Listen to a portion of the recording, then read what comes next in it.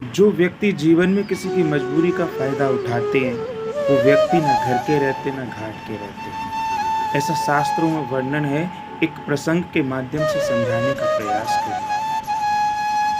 जैसा कि कुछ समय पहले हमने एक व्यक्ति को देखा और एक व्यक्ति के पास में एक व्यक्ति मदद माँगने के लिए आया और मदद माँगते समय उसने उस व्यक्ति से कहा कि मैं अपनी इस ज़मीन को बेचना चाहता हूँ। तो उन्होंने पूछा कि तुम इस ज़मीन को क्यों बेचना चाहते हो?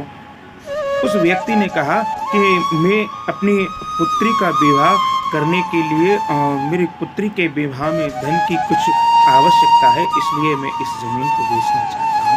इस ज़मीन के मुझे 50,000 रुपए की ज़रूरत है।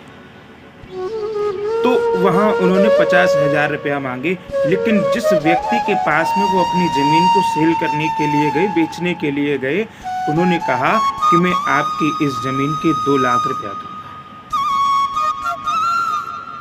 वो व्यक्ति बड़े आश्चर्यचकित रह गए।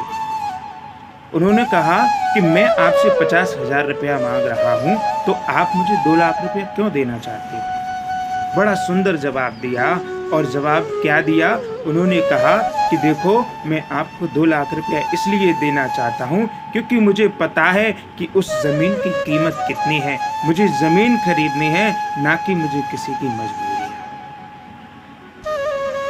जिस प्रकार वो आपकी पुत्री है, वैसे ही वो मेरी भी पुत्री है। इसलिए मैं जो धन आपको दे रहा हूँ, मैं आपकी मजबूरियों को नहीं खरीदना मैं आपकी मजबूरियों को खरीदना नहीं चाहता हूँ। मैं बस आपकी